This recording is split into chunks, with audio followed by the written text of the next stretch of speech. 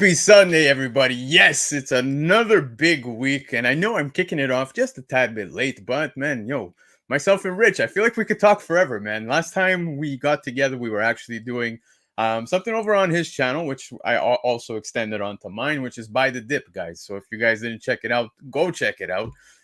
Definitely support him, but we'll get to all that stuff about Rich in just a second because, man, like I said, we like the same music. We like the same books. We like all that fun stuff. So we're going to bring him in just a minute. But, guys, before I bring in Rich, I want to just give a very big thank you to everybody who reached out to me, whether it was on, comment section on the post regarding Covrprice.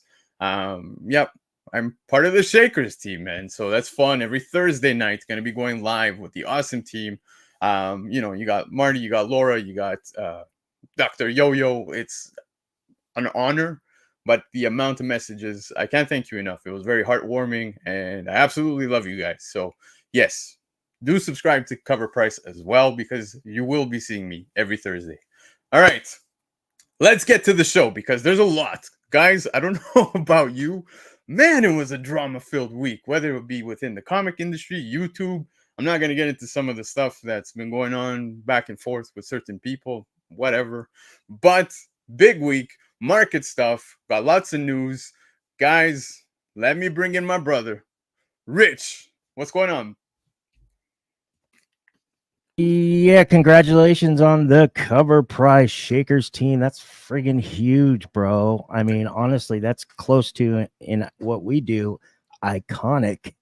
Since I've, like I was telling you last time when you were on my channel, that I've been following DeVoe since he presented Covrprice and on the Reggie Collects live stream in 2018. So that's huge. Congratulations. Thanks, man. I appreciate it. And yes, of course, you guys doing your thing too. But we're going to talk about that in just a second. Rich, let's get into it because you've got some things happening on your end as well.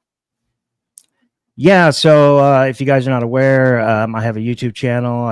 It's called SPEC Media, spelled with 2 S's, just like it sounds. I have a partner on there. His name's Aaron Yee. You guys know him as Easy Yee. You see him on the Hot 10 with all the crew, along on Beyond Wednesdays with Brian McClay.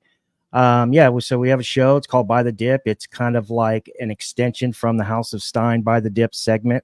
We talk about a list of sought-after comics that are down in value, and we report on that, and we decide if we believe it's a good buy or not, based on the precedent that we've already gone through as market watchers.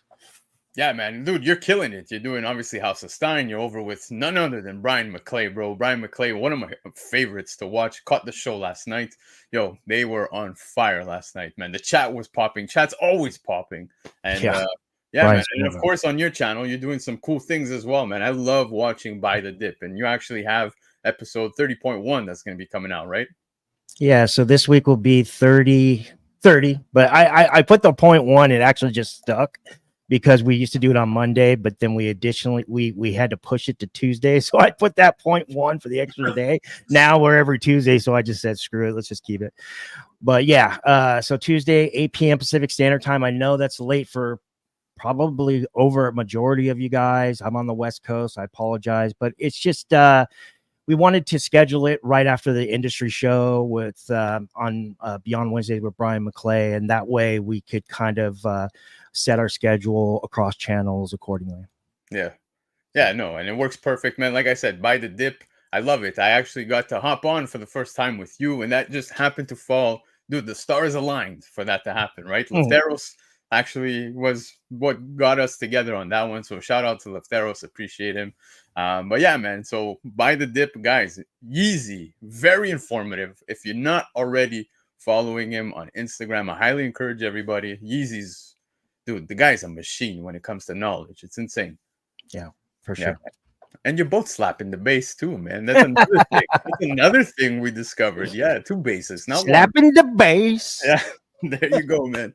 But Rich, you got that going on, of course. House of Stein, like I said, you guys let the people know. I'm sure almost everybody here watches, but in case anybody doesn't, going live at what time, what day? Tell the people. So from spec. Oh, one more thing before I answer that. I also do cards, and so does Aaron. So we break cards, sports Yes. and pop culture, non-sports like Marvel cards, so on and so forth. We just added into the channel because we both like to do it. This is a hobby. We don't take this stuff serious, and this is something we enjoy. So we just want to offer everybody. But anyways, I am on a show every Friday. It is on the House of Stein YouTube channel. The show is called The Hot 10, but the actual name of it is the original Hot 10 comic show. It's brought to you by the one and only Ben Stein. We have a really good circle there. It's Brian McClay is our host. I would say our team leader. You got Ben who gives us all the data, and then Aaron, Red Hood, and we just hang out and analyze. And then you have on Wednesdays, on Beyond Wednesdays, I'm a co-host. I try to make it as much as possible, but a lot of times I'm stretched thin. But really good show. It's called the Wednesday Night Review on Beyond Wednesdays YouTube channel. There's of course, there's Saturdays crazy at Modern Comic Mayhem. So I love it. On Friday nights though is 8 p.m. Pacific Standard Time. If you guys are into lists, that's your show. So there you go, man. So you guys heard it straight from Rich. Now, before I say hi to the chat, Rich, I know you're out in the West Coast. Most of the East Coasters, we're making our way out to Terrificon, which I cannot wait. We're 2 weeks away from Terrificon. So, guys, I just wanted to inform you a little bit about something right here. This is the Teenage Mutant Ninja Turtles exclusive by Comic-Con podcast. If you guys haven't heard about it yet, well, there you go. This is the arcade homage. I don't know if you guys remember the arcade game, and the cover's done by V. Ken Marion. So, awesome cover. If you guys are not going to be able to make it to Terrificon, there's actually a pre-order going on right now, jaffcomics.com. So go visit. If you like the cover, you want to support the Comic-Con podcast, there you go. You have all the information right here. So show some love and score yourself a neat cover. All right, Rich. It's time for us to get into the show. Before we do, quick hello to the chat. We got Love for Comics. Are you ready? We are ready, my friend. We are ready. Michael Baker's in the house. Appreciate him being here. You got Spidey Hunter. The man showed up super early. He is pumped, and he's got nothing but kind words to talk about Richie because, yes, he loves you, bro. I know you see it in his comments, man. The guy's got nothing but love. So appreciate. I know he's working right now. So yeah, he's a good dude. Appreciate you. You got Cliff in the house. Cliff, what's going on, brother? Appreciate you being here. AOA, always dropping the links to everybody's channels, man, and always supporting. So appreciate him being here. This awesome fella in the chat on the show. So appreciate you doing double duty tonight. You got Newbie Comics in the house. What's up, Newbie, man? Yeah, Newbie was on last week. And I'm going to be seeing him at Terrificon as well. That's right, baby. Can't wait. You got Steve from Team Nerd Herd. That's right, man. Nearing Nirvana. Go show some love. Yo, Yeezy's there as well, man. Long story short, they're doing some awesome things. So definitely go show some love. And of course, Steve doing some amazing things. I love the comics. What's called the Cover Lovers. And of course, he does the Toy Box show on the weekends in the morning. So check that out as well. Who else we got here? We got Constantino in the house out west in Canada. Not where you're at, but in Canada. So appreciate you being here. I know Constantino. What up, Bang? He's always at By the Dip. Appreciate you, brother. There you go, man. So appreciate Constantino, of course. Derek's in the house. I know you know Derek. Who doesn't know Derek? Derek's always in the chats. You got Gear Up 260. My brother Armin, one of the best pressers, cleaners in the game, man. So appreciate him swinging by to say hello. And I hope you're going to enjoy the show, sir. You got Marcel in the house. My hermano. What's up, Marcel, bro? Appreciate you being here, bro. Who else we got here? If I miss anybody, guys, I'm sorry. I'm trying to get you all before we kick off the show. We got Jason Carvalho. Jason, Football Fantasy League kicking off. I know you invited me, Rich, but I am committed to a few others. So I gotta make sure. But I heard Lefteros might be in yours. So do me a favor. Yeah, he's playing in one. School his ass. Make sure he finishes dead last. That's all I care about. Yeah, we were talking actually, not to interrupt you, but we were talking about it today, and boy, he got into my ass. He's good. So I can tell he's gonna have a target on his back. So. Yeah, there you go. But my wife for life's in the house, and appreciate her always holding it down, holding the fort, so we can get the show on the road. Love you, babe. Appreciate you. We got Christian in the house. Christian, what's going on, bro? Appreciate you swinging by to hang out with myself and Rich. Rich, you know this guy, Uni. Uni's back, man. What's up, Uni? Of Appreciate you. course. Yeah, Hell baby. yeah. Yo, Uni's on the ball all the time, man. Appreciate Hell yeah. Uni. My brother, Paperweight's in the house. I'm finally going to be able to chill with him as well at Terrificon. We got Chia Pet in the house. The chat is popping, guys. So appreciate all of you being here. You got Linman. What's going on, Linman, man? Appreciate you as well. We got Uncanny Swag. Yeah, my brother, Uncanny. Yes, another X-Men thumbnail just for you, bro. Just for you. I spoke about the exclusive Comic-Con podcast. Nemesis Prime's in the house. He sent $50 to kick Newbie off of the stream last night, so I made sure to promo him tonight. Put that money to good use. Yes, it was a paid advertisement. No, I'm kidding. It was all love, all love. So appreciate you. You got Comic Ozzy in the house. Yo, appreciate everybody being here. You got N-Town. N-Town, man. Appreciate you. Got Canadian Survivalists. I think we got pretty much everybody. Comic Nation, yes, one of the best shops in the United States. But we'll get into that because, Rich, we're going to talk some FOC. And before we do, like I ask everybody every week, are you ready? Oh, for sure. There you go. He's ready.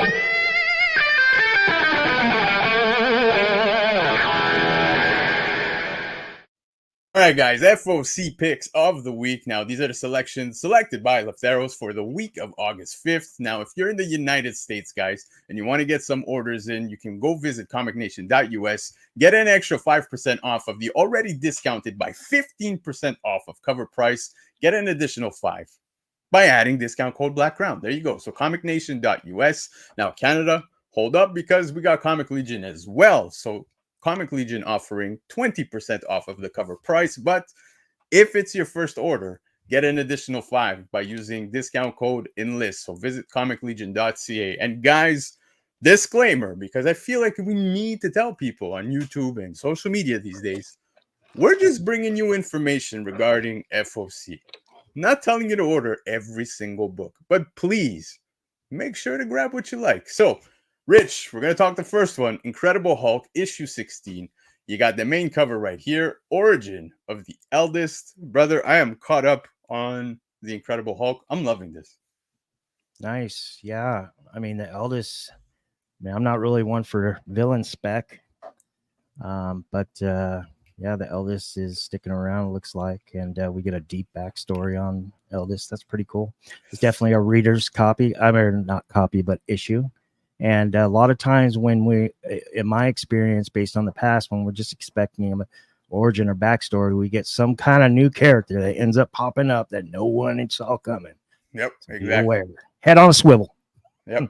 But yeah, man, it's been very enjoyable. So back on Incredible Hulk 16, definitely going to be picking this one up. But Kid Venom number 2. I know people feel a certain way about the Kid Venom stuff, but here, this is the main cover, and the solicitation states that new allies will be joining forces. So yeah, if you're into it, if you're reading Kid Venom, you might want to pick this one up.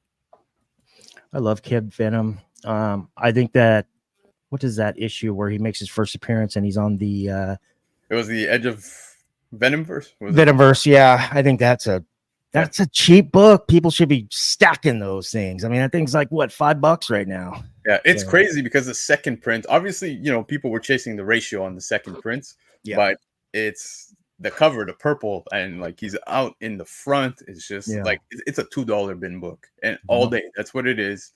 So if you want and you missed out on first print, you can get those for dirt cheap. Yeah, totally agree. Yeah. But we're going to roll into Space Usagi, White Star Rising, number 1. Cover A right here. First appearance of Empress Amate. There you go, Amate. But yeah, man, dude, besides the first appearance, okay, Stan Sakai, I love this. I love this cover, man. Yeah, me too. So I think it's Empress Amate, right?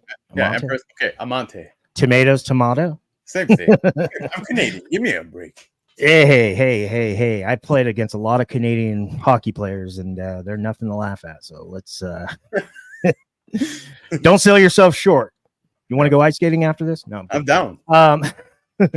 Yeah, we were just talking about this backstage, and I believe Lando agreed that, you know, right now with anything that is Usagi and it's a key issue, should be picking it up. You get a first appearance of Empress Amante. Is that what we're calling it? And then we're going to talk a little bit later about the 1 in 10, which is a Momoko cover, and we do have Momoko Burnout. But like I was saying before, these should be picked up.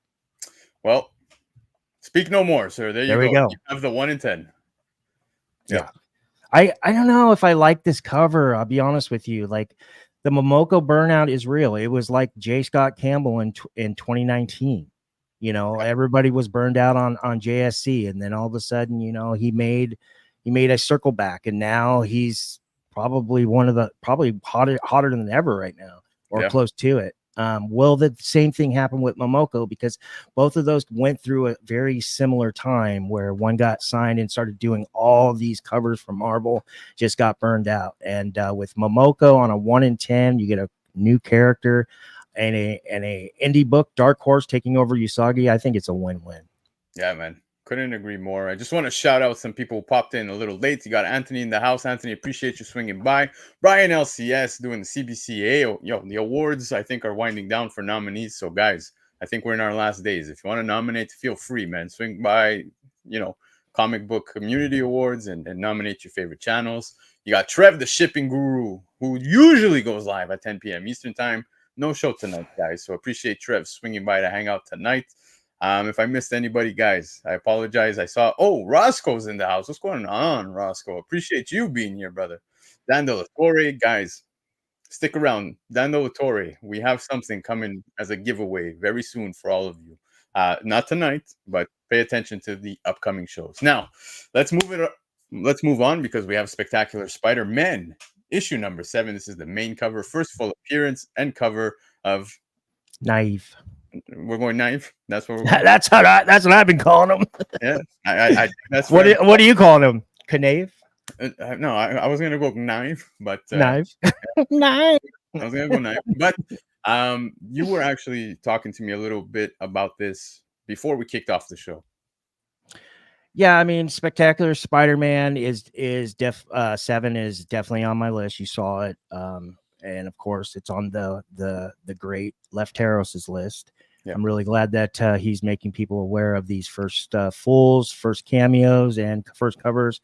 But it's, you know, it's a villain, right? And it's villain spec, so it's either going to be super long term or super short term. Yeah. It's a Spider-Man issue. I mean, it should be pretty heavily ordered, but I don't know. An issue 7 will be a lot less than probably the 6 before. This is something I'm just putting in my Spider-Verse villain box. Yeah. And then moving on to the next. Yeah. No, I agree with you at 100%. It's funny because you even said it earlier. You're not one who usually specs on villains, but yeah, definitely worthy of a pickup. Except Dune. Yeah, Dune. But this is a big one because Spider-Boy issue number 11. Now, this is the main cover. Solicitation implies that this issue may feature multiple first appearances. Now, we know we're going to be getting Spider-Girl very soon, right? And ironically, Dan Slott, the last time he gave us a fair warning was actually about Spider-Boy. I don't know if you remember that. Then I definitely remember that pre-FOC pump. Yeah, man. Exactly. Pre-FOC pump. He really let everybody know, like, guys, don't miss Spider-Man issue number 7, right? And I went heavy on the spoiler variant, which I was grateful for the last year, and I'm still happy. But now he's done it again with this particular issue. So I'm curious to see what we're going to get. I think I have an idea, but definitely worthy of a pre-order. Yeah, I mean, it says it right there in the solicits. Shoot, what does it say verbatim? It actually, let's see here. I actually have it here. Yeah, it actually verbatim says there's new, what's it say? New friends. I can't see, that's too small, but it's new friends, villains, or, you know, it says it. So good call by Lefteros catching that. Yeah. So definitely suggest people pick that one up. But I call it low-hanging fruit. It is a low-hanging fruit. Now here we have Star Wars The Acolyte, Kelnaka, number 1, and you've got the first appearance and cover of Kelnaka. We were actually talking about this as well. I know a lot of people, you know, were not the biggest fans of the show. To be honest with you, I wasn't either. I stopped after episode 3. I know some people told me it did pick up along the way, but for myself, it was just not my cup of tea. Now, for this particular character, Rich, what do you think? I think this character is Friggin' awesome, phenomenal. And I think that live action did him dirty. Did him dirty. Yeah. I thought the first 2 episodes of Acolyte was decent, watchable. The 3rd episode was absolute garbage. I think it was the 3rd episode, whatever episode that they were trying to make the twins into the witch, and then the Jedi's first interrupted. I think that was episode 3, and then after that it got really good, but then like it got weird after with the Sith coming. He's naked in the pool, but going back to whatever in that warm spring. But Kilnaka is dope. He's freaking he's like Chewbacca. I mean, he's the same as Chewbacca. And he's a Jedi. He uses the Force. He has lightsabers. He's a badass. He's also a technician, fixes stuff. And they just, I don't know. I just think they did him dirty, and they should have kept him around. It makes me wonder, is it a really good investment to, from a speculation or investment point of view, to grab these first appearance characters if they already died in the Star Wars universe live action? Yeah, it's interesting conversation. Yeah, but then again, now within comics, like you said, first appearance, and you have the cover over on the cover A. Want to shout out Blood Sausage from hopping on over here to this channel to show some love, because he saw your post, so I appreciate you making that post. Hell yeah. Yeah, man. I know, you said that you had your FOC subscription thing issue, so I'm happy people are still getting their FOC here with myself and you. But yeah, man. So speaking Kelnaka, I agree. Now, we also wanted to talk this 1 in 100, because I think Okazaki killed it on this one. When doesn't he kill it, right?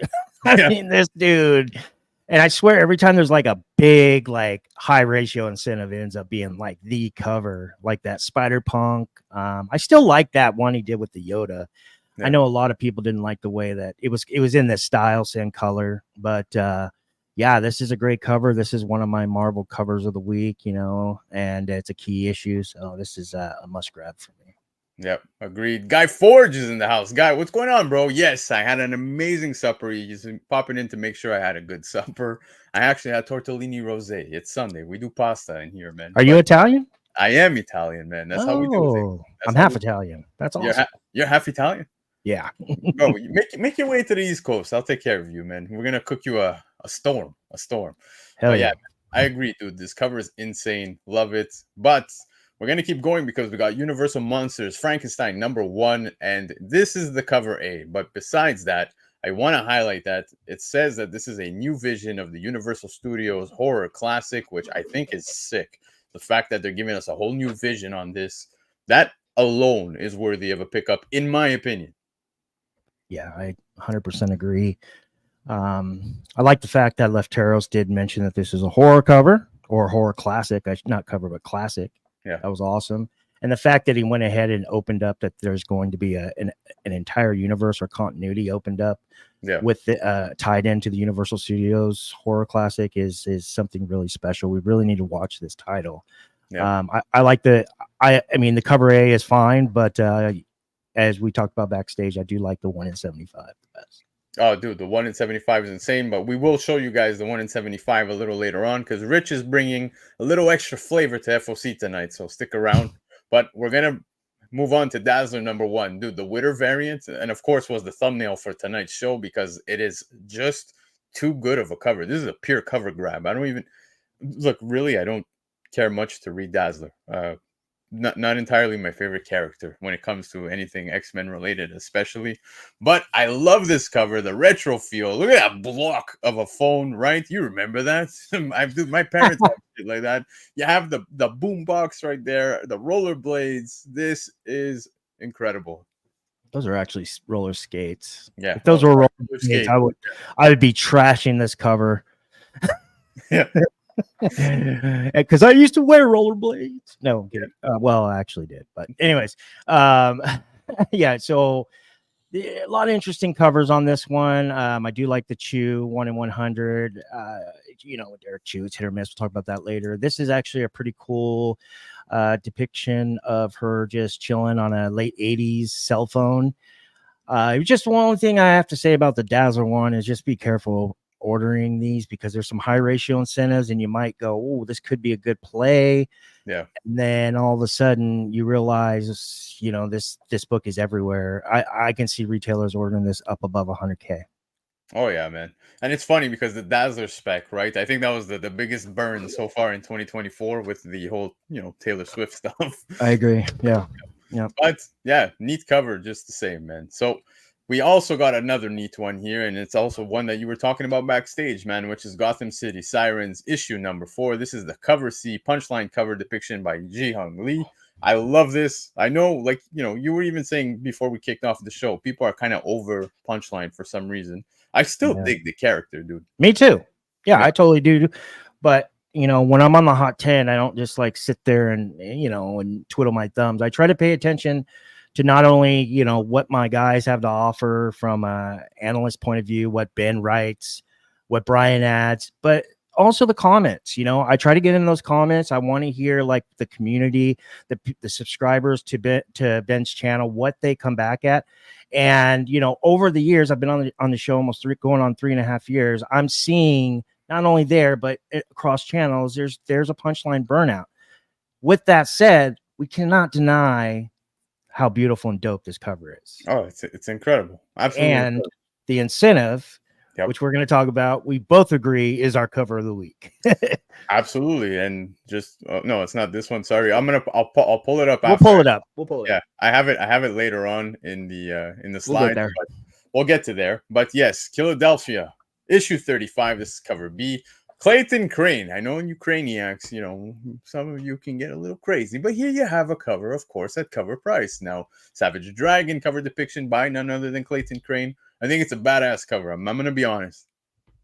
Yeah, I I added this on my slide. I did not know. I just saw the first 5 picks of Lefteros. I didn't notice this one, so I'm really glad that me and him are on the same page with this, and you as well. Yeah, this character is popular, and like I was saying backstage with these Philadelphias, they are under ordered. They're all open to order. So there's no incentives. I mean, I don't even know if there's any incentives. I have to go back and look, maybe one. But every time Savage Dragon crosses over and there's like a dope art cover on a low order book, you got to keep your eye on it. And this could be one of them. Yeah, I couldn't agree more, man. And like I said, those Craniacs, bro, you know how they can get. Yeah. But definitely a badass cover, man. I couldn't agree more. Now you also got some other cool covers. If you're a Scotty Young fan, of course, you got Venom War issue number 2 by Scotty Young. And I really actually enjoyed the What If, the Wolverine one. Now you've got where Donald Duck became Thor.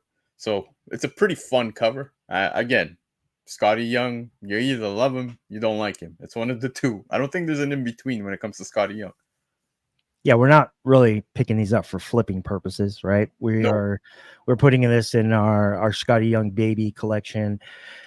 I don't know. I honestly, I wouldn't be surprised if Donald Duck became Thor. One of these covers ends up popping off. But to be honest with you, I think it's kind of corny, and I'm just like, nah. But there are some good covers. I do like these two Scotty Young covers from a PC point of view. Yeah, the What If, there's actually a preview available. I think it's on Previews World, and you can use the art inside. It's just fun, man. It's just really fun. And then, of course, the Venom War. I love how it's, he's going flying. So clearly somebody kicked his ass or whatever it was, and you got, Spidey's pretty much coming out of that symbiote. So pretty neat cover. I dig. But speaking nice covers, we also got Zatanna Bring Down the House issue number 3. This is the cover B. And Terry Dodson. Again, I think this is definitely a cover grab. It's funny. DC just continuously drops the ball. This could have totally been a 1 in 50. Totally been a 1 in 25. I'll take it at cover, bro. But I'll take it. Well, I mean, it's actually, I think it's $1 more than Covrprice because it's card stock. But same difference, open to order. Yeah, great cover. Could have been an incentive, but hey, like you said, I'll take it at Covrprice. All day. But speaking open order books, man, this right here, guys, look, it goes without saying. We say it every week. Energon Universe crushing it.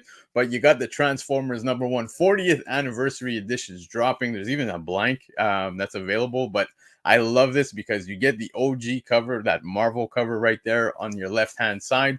But look at this, Christian Ward. You said it's right before we kicked off the show this week. Christian Ward is on fire, and I think this right here is awesome with Megatron rather than Optimus. Total pickup, man. Total pickup. Hell yeah. Skybound Comics. Shout out to Big Clutch. What up, buddy? Good people own Skybound Comics. I'm a big backer of Skybound. Not really big on facsimile incentives, and they didn't go that route here, which I thank them. And you're right. We were saying it backstage. I feel like this is a big week for Christian Ward, the week of Christian Ward, and he's all over across publishers. Yeah. So yeah, this is a must grab. Yeah, he's literally everywhere this weekend. It's insane. But we're going to talk about that in just a second. Now, moving on, this is the one I was talking about, man. We spoke Gotham City Sirens issue number 4, but this 1 in 25 incentive, I cannot stress it enough, man. Tirso Cons, dude, I was talking with Lefteros, and shout out to Lefteros. The guy kept me on the phone for 3 hours last night. We just finished watching Brian's show, which out here in the East Coast, bro. Like, that's finishing. That's late.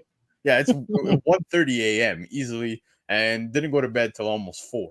And we were talking about this cover. Lefteros is on this one. He is on this one, and with reason, man. Because I think this down the road, it's just a well done cover. It's a banger. Good job, Left. I'm really glad you caught this. I didn't know you did. So I'm stoked. We're running parallel on this one. This is actually my cover of the week. And I would be highly surprised if this cover does not pop out the gate. Yeah. This also has pop out the gate plus long-term value hold on this. I mean, everything drops. Remember, the market is volatile, as I always say, peaks and valleys. This one will always drop, but could be at a price that could be unreachable. So you might want to call your retailer or a brick and mortar now and order it. Yep, dude. It's just so good as a 1 in 25 incentive. I wish this was an open order. Right? That's what have made me happy. But I'll take the Zatanna. I'll take it. But guys, I always say this every week. When it comes to second prints, I can't stand that the ratios get to be pretty much a cover we had as an open order for the first print, just redone. I hate that. I hate it with a passion. But I give credit where credit is due.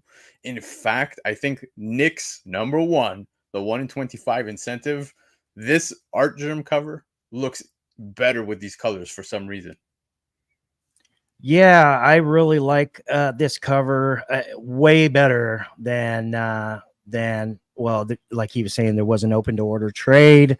And then they went ahead and cash grabbed that and made that a virgin on a 1 in 100 that made the Ben Stein's list last week. And now we get another, as Left Hero says, depiction of this art germ cover. But like he was saying, we get a switch with the background cover colors, probably a little tweaks here and there.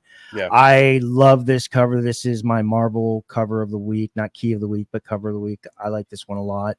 I'm right with you. These late print 1 in 25 are total cash grabs. I hate them. But from a speculator or investor point of view, these, I mean, all the way back, these real good ones, especially the keys, a character shows up for the first time on a ratio cover or something like that, or something, unexpected. Those are the ones you need to be picking up because, 1, 2, 3, 4 years, 5 years down the line, I have a feeling these things are going to be highly sought after. Yeah, man. And I say it all the time, man, that those second prints, a lot of people, they pass on them. Even shops, they're like, nah, these are going to be dollar bin books. So they don't order up to, let's say, 25. So like you said, man, maybe this is going to be one of those that's in tough. time. Yeah. Tough play.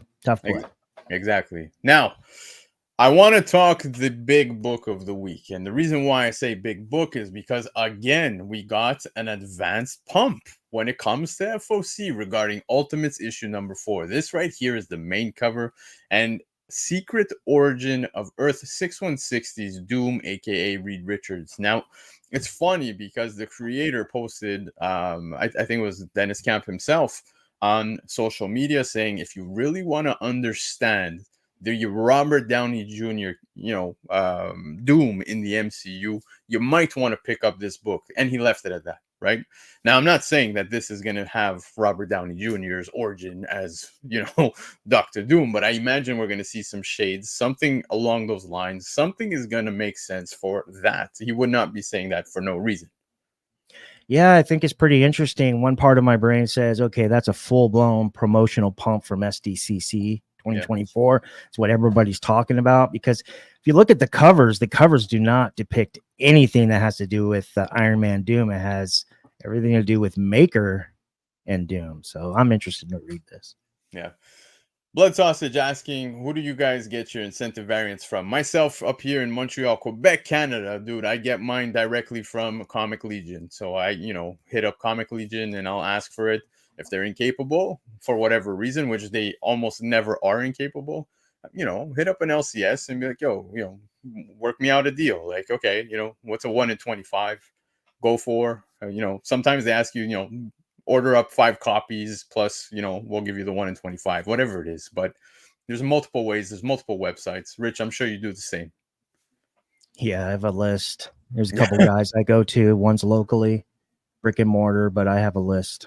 So yeah, for sure, man. But I want to highlight another cover when it comes to this, because this right here, guys, is probably also one of my favorite covers this week. Not because it's a big book, but just the cover alone, the 1 in 25, it's sick, bro. With him pulling back, what seems to be kind of a mask of the Maker or whatever it is, man.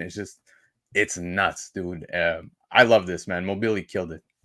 I mean, this cover can say so much. What are we going to find out? Are we going to find out Tony Stark has been playing Reed Richards 1610, or what is it, 6160? You know what I mean? Like, we don't know what. I mean, with that solicit and these covers, it is completely a misdirect. Yeah. So I think this is a pretty cool set you grabbed, cover A, and this 1 in 25 as well. And I'd be happy with those two.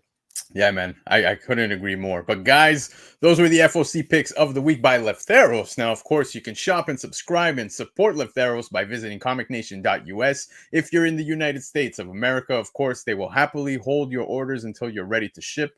You get 15% off of cover price, and you can get yourself an additional 5 by using discount code Black Crown. And Canada, my fellow Canadians, go visit comiclegion.ca. Get your orders in, 20% off already on the cover price. But if it's your first order, get an additional 5, man, and use discount code ENLIST, which will bring your total to 25% off. And to my familia at Cover Price, of course, over on YouTube, definitely go and subscribe to Cover Price and go visit the website. Can't stress it enough. Totally worth the subscription. Coverprice.com. You can catalog your books. You can see daily shakers. You can do so much on the website. So yes, nothing but love to the best comic book price guide around, Cover Price. Now, Rich, I said we were going to go a little more extended over on the FOC stuff, because you're bringing some fire as well. Now, we just spoke the Ultimates. You have control, sir, so feel free.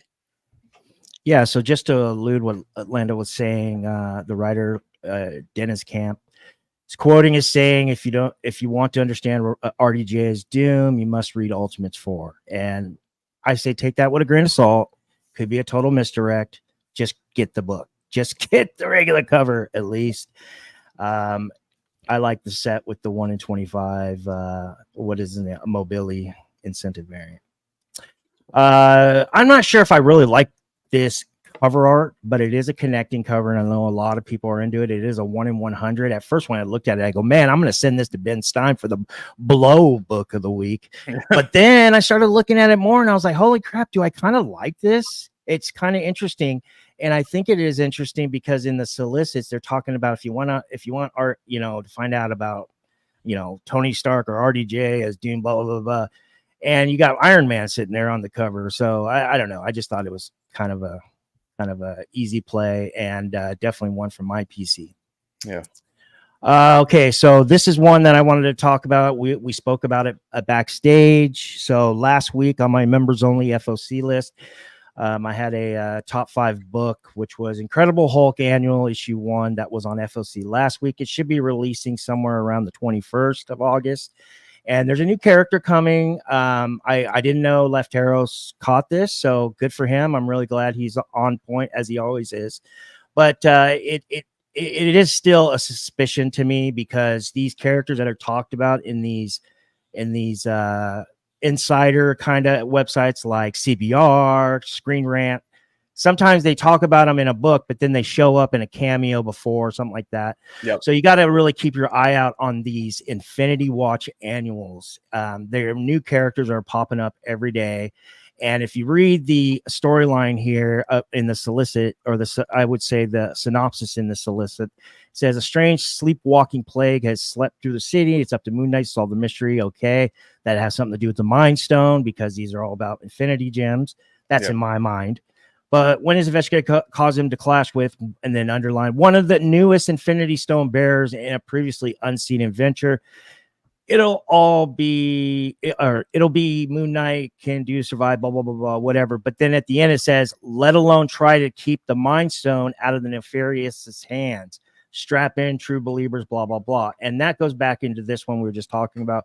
Incredible Hulk Annual #1. There should be, it should be either a cameo or a first full, but he is definitely on the cover of the 1 in 10, and that is World Mine.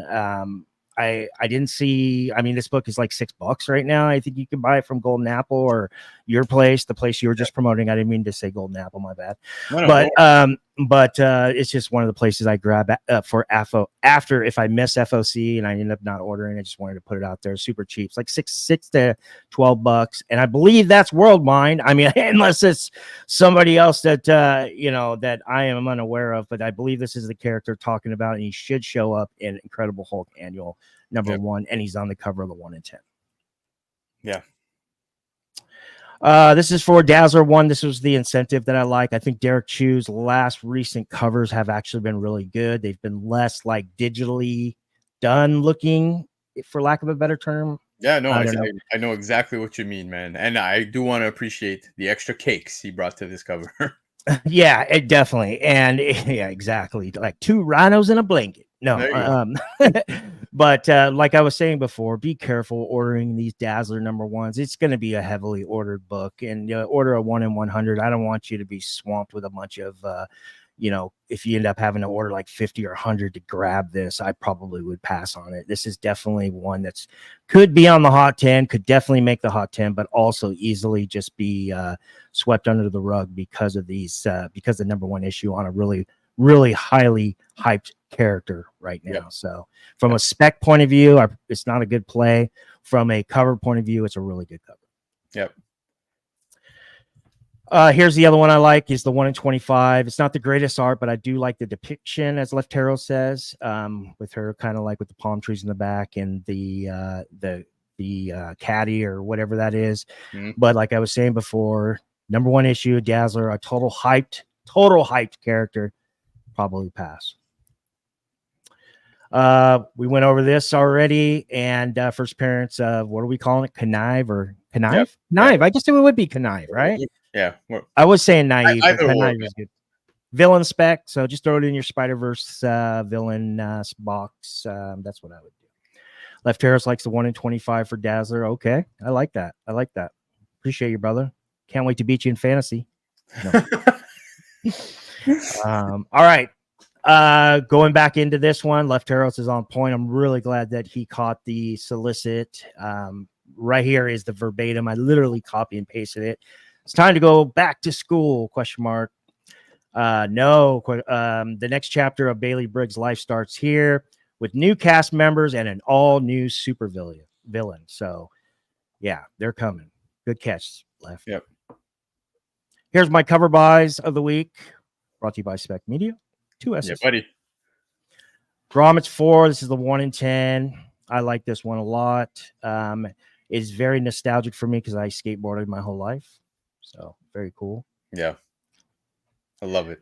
Of course, we're on the same page with the Philadelphia 35. This is a resolicit. I believe this was on FOC, and then it got pushed back. The Clayton Crane variant. It should be under ordered, but keep in mind this is a cover buy. I really like this one. This is Sacrificers #11. This is the 1 in 10 Mike Hawthorne retailer incentive.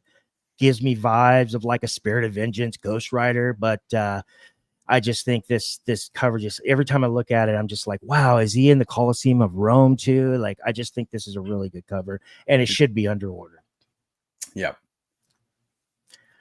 This is nothing to write home to mom about from a spec point of view. This is a PC buy only. I'm a big Ben Templesmith fan, basically because the guy's a weirdo and he has an unbelievably awesome imagination. I love everything he does. And this is Spawn Kills Every Spawn #2. This is an open to order as well. Ben Templesmith variant. I like this depiction right here. Yeah. Dude, it's so awesome, man. Yeah, I like it.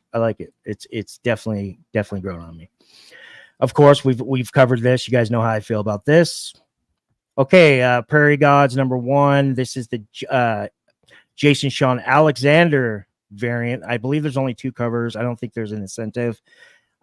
First of all, I'm grabbing A and B. This looks like a pretty good series for a read, and or if you're from a spec point of view, it has options written all over it. And cover B is my favorite cover. I think it's an awesome Sean Alexander cover. Yeah, sick. Since we are talking Christian Ward, and like me and Black Crown were saying, this could be the week of Christian Ward, or it is the week of Christian Ward. We have to talk about Kanto, A Place Like Home #4, the 1 in 10 retailer incentive by the Christian Ward artist. I love this. I think it's awesome. I love how the blue and the red go together. Yeah. I think this is a must grab. Of course, we covered this one as well. This is the Space Usagi White Star Rising. One is the Momoka 1 in 10.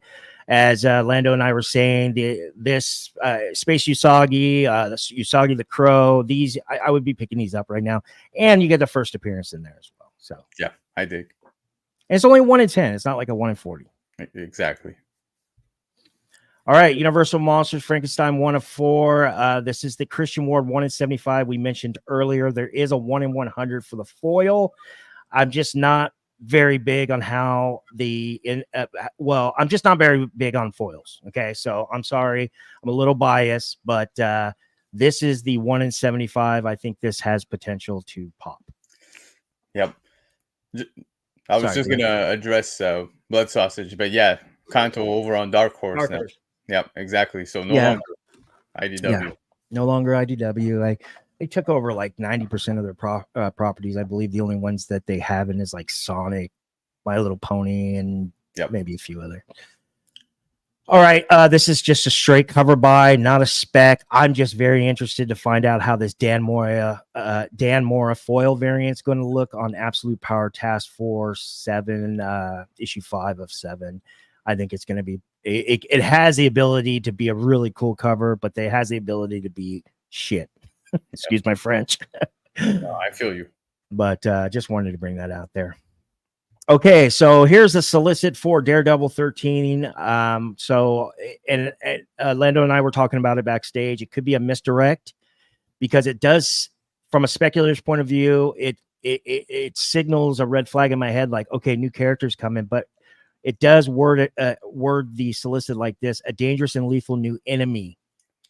Okay, so there's your red flag. Oh, new character coming. Wearing a familiar face has made itself a known and violent force in the lives of Daredevil. So now, okay, that takes the red flag and go, okay, now be careful, Richie. It might not be. It might be somebody just turning bad. Could be a one and done. So if you guys are interested in just grabbing it, I like this cover. It's open to order as well. The Delano. I think this could have probably been an incentive. Yeah, I like the color bleed on the tape on his hands, man. Like it's sick. 100%. And will we consider this negative space? I guess, right? I guess we would, right? Yeah. Zatanna, Bring Down the House, issue 3 of 5. This is the Tula Lotte 1 in 25 retailer incentive. I like Tula Lotte a lot, and I think this is a good cover. I don't think it'll pop out the gate, but it's definitely one for my Tula Lotte box. Yeah. Virus 2. Those were fun days, the Virus spec in the Codex. Dude. Those are fun days. Everybody got burned. We talked about this one already. Yep, exactly. Here is one that is kind of sneaky. It should be under orders. This is John Constantine Hellblazer. Dead in America, issue 8. This also a cardstock cover, $1 more than the regular cover, but it will be open to order. I think this is an awesome Christian Ward cover. Love it. Of course, we already covered this. There is no denying if the punchline, I guess you could say, fire has simmered. There's no denying the art on this book. Agreed. This is my Marvel key of the week, and I guess you could go side by side with cover. This is the 1 in 100 we already talked about, but you get the full blown Okazaki treatment on Kilnaka. I like it. Yep. This is my cover of the week for Marvel. This is the 1 in 25 second. We already went through it. This is my cover of the week for indies. This is Godzilla, Here, There, Be Dragons 2, Sons of Giants, issue number 3. Geez, that's a mouthful. The 1 in 10 Smith black and white full art variant. This got a lot going on it. This is just straight up like, I almost feel like, man, this is almost like buying OA. So I think this one is definitely, you need to keep your eye on. This one could pop and end up on lists, or it could get swept under the rug. It doesn't matter to me. It's a 1 in 10 and I'm ordering it tonight. Yeah, I agree. It does have the original art feel. Yeah. Good call. And here is my cover of the week as well. We both agree that this is the banger. This is Gotham City Sirens 404. This is the Terso Cons cardstock 1 in 25 retailer incentive. Oh man, I saw this last week before FOC's list actually like kind of finalized, you know, and I was like, oh man, did I miss this last week? And then I was like, oh, it's on next week. Okay, thank God.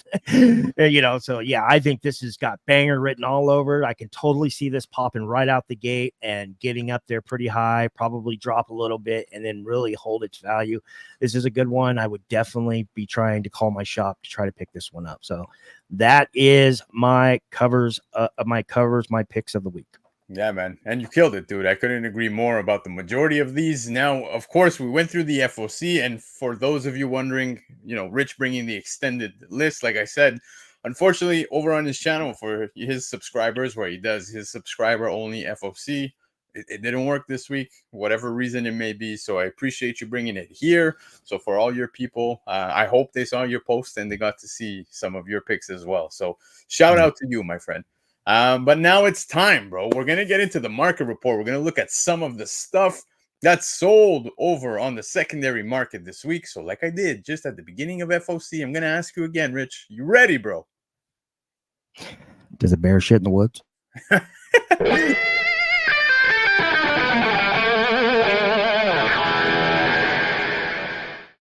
All right, guys, it's the market report. Now, of course, I'm looking at all this. I'm looking at House of Stein, CBSI, Covrprice, eBay, Go Collect, all this, you name it. I'm keeping an eye out. So we're going to get into the first book of the week, and that one being Iron Man issue 150. Now, the reason why I wanted to put this on the list is because I know Covrprice does the top 10, but there's also those runner-ups. And this one came in at number 12 on Covrprice, number 4 on CBSI. It is a classic John Romita Jr. cover. And to be honest with you, I think Romita Jr. was at his peak here.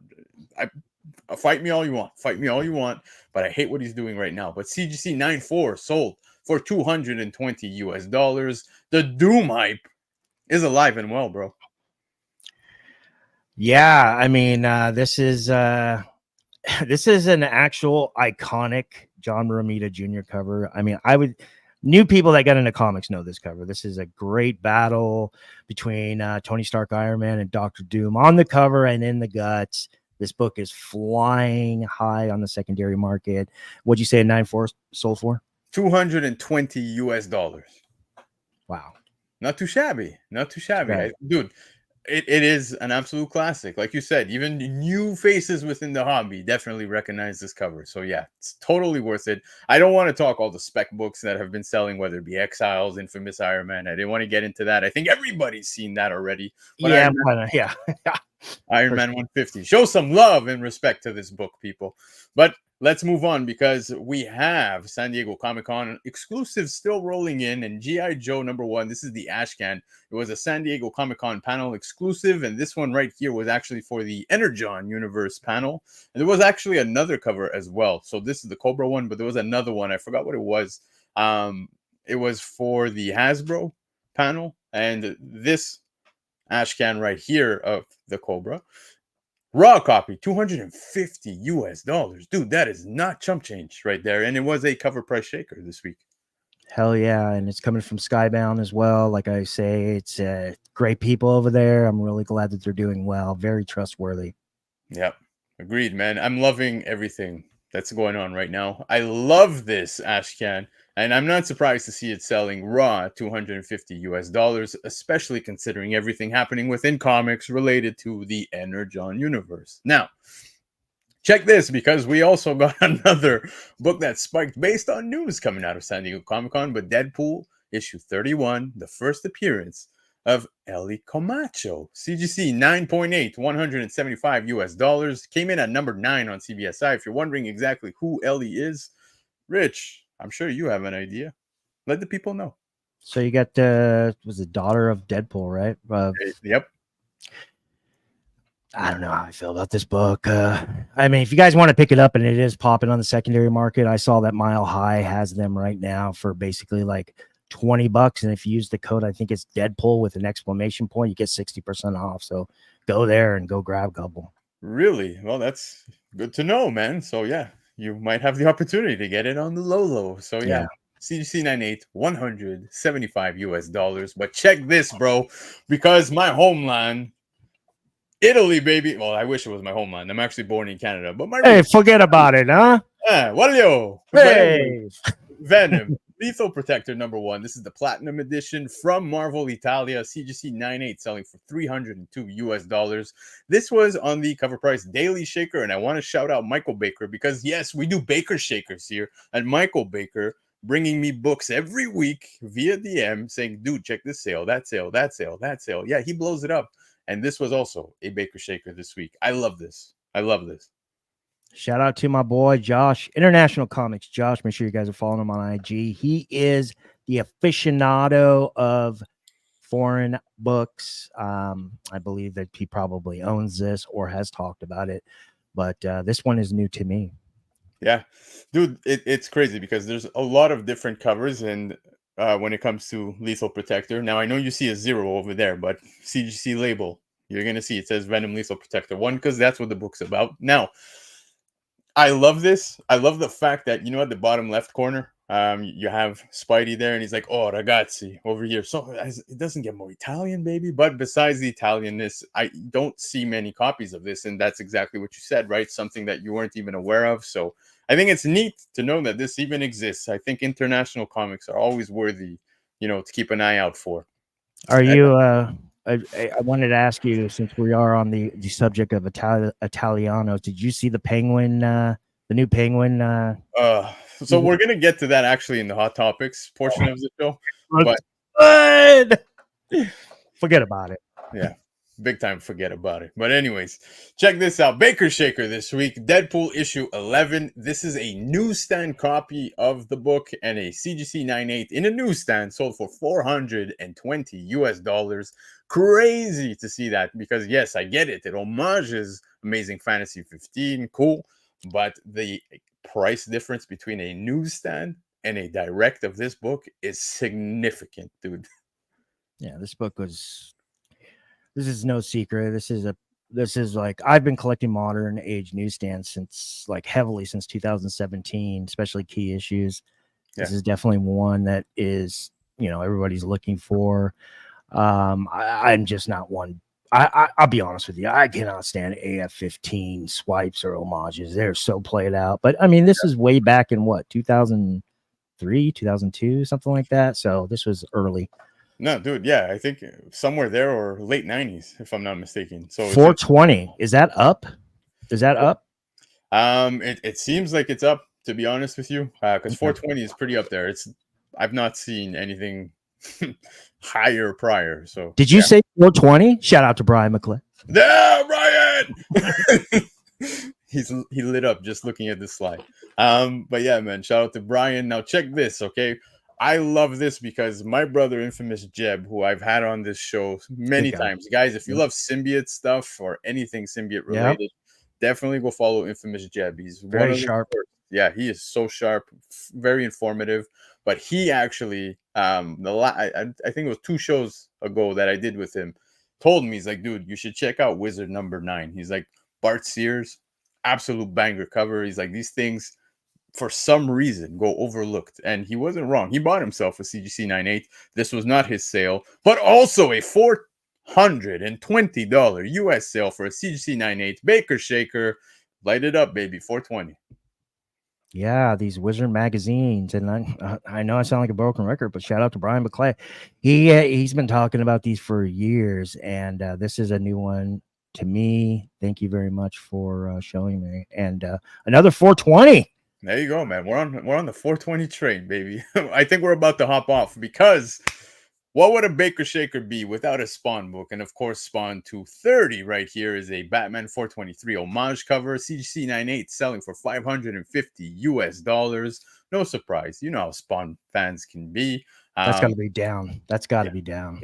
Exactly. I remember. I think we covered this book a few months ago, and it seemed higher. So 550, still within a comfortable range. But I think these books, somebody may have gotten a deal here, but tomorrow one will sell at 700. The day after will probably sell at like 600. The day after maybe 450. You know what I mean? It's all up and down, and I love it. I love this cover. I wish I had the 423, to be honest with you. I don't. Yeah, me too. Yeah, I love this cover. I'm really glad that Baker reported on this. Shout out to him. I mean, this is, especially if you're a McFarlane collector, this is a must-have. And like you were saying, 550 is a nice, comfortable chunk of from an equity point of view. Yeah, but it's also reachable. So I could see this book taking off, but based on the state of the current comic market, I'd see this thing probably hovering around that amount. So might want to make your decision pretty soon. Yeah. I want to give a big thank you to Covrprice for coming in and say hi to myself and Rich. Covrprice, nothing but love, guys. Can't stress it enough. Go and subscribe to Covrprice over on YouTube. And of course, go visit the website, man, and subscribe as well. Get yourself for dirt cheap. It's like $3.99 a month for their subscription, and you get tons of information. Majority of the information, I would say 99.9% of the information I get comes from there. So guys, get on it.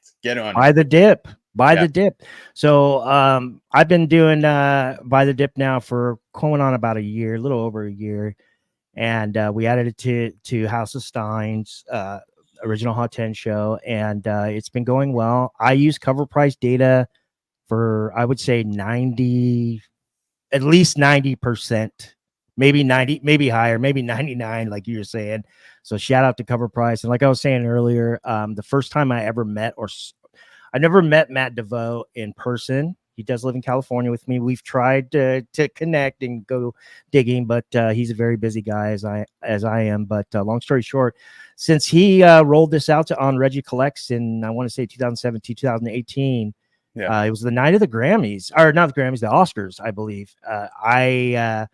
I signed up, and I'm really glad. I've been a paying member ever since. So shout out to them. Absolutely, man. Shout out to Hyper Combo Comics for being here as well. But back to Covrprice, one thing I do want to say is they also had an amazing show on Friday, guys. The new era of comics. What shall we call it, right? We've gone through modern, we've gone through Bronze Age, we've gone through Silver Age. So I thought that was a very insightful episode. I think you guys should all be checking that out, man. It was amazing.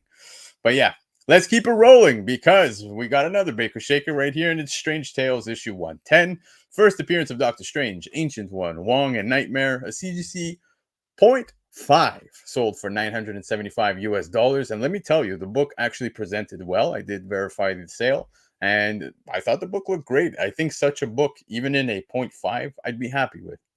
Did you but get a chance to see the reason why on the label? I didn't check the serial because on the label it didn't say anything, to be honest with you. But normally I would just put the serial number on CGC to see what were the issues. But I mean, the cover presented well, and I think when we're looking at such grades, especially as low as a 0.5, I think if the cover presents well, the story's complete. I'm cool with that. Yeah, I would also go add to that and say, hey, is this an outlier? Or do I go back to Covrprice, check the data, and see, is the market telling us something about Doctor Strange? Yeah, exactly, man. But let's roll on to the next one, because this is a book I think many people might not even be aware of the reason as to why. So Action Comics 869. This is actually a recalled edition, and a CGC 9.8 sold for $554 Canadian, not USD. Now, if I had to convert that to USD, I would assume it's probably around the $400 range. But this is actually an issue that was recalled based on the actual beer bottle that's being held right there on your right hand side. The label itself, specifying beer, it was recalled, and yeah, they swapped that out. He still holds a bottle with a different label on the issue that came, the print that came afterwards. But yeah, I think this is neat. Yeah, shout out to Recall Comics. I think this was one of the first DC era misprint editions that I went hunting when I got back into comics. I'm glad that we brought this up. CGC 9A for $554 Canadian. So American, that's what, like $475, $450, something like that. Yeah, we'll say that.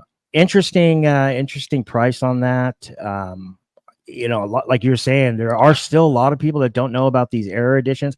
I know I sound like a broken record to a lot of you guys, heard me say this, but I still think a sleeper era edition book, a little cornbread for you guys, is that Winter Soldier #1 from 2018. It was released on the same day as Venom 9. Donny Cates, which has the first full appearance of Dylan Brock. Well, in the Winter Soldier #1 recalled edition, which was recalled by noon that same day it released, has those same pages in there as Venom 9, where he makes his first full appearance. I think it's a pretty interesting book and one you should keep an eye on. Yeah, I love books that have been recalled, right? And you see how they do on the secondary market. This one being a very interesting one as well. So Action Comics 869, CGC 98, 554 Canadian. To give you the exact total, Rich, it's $400 US. I just checked it. But yeah, so we're gonna move on to this because this was also cool. Of course, everybody on the Deadpool Wolverine hype. And we see a sale here of X-Men movie prequel Wolverine, signed by Hugh Jackman. So that is pretty neat. CGC 9.4 selling at $800 US.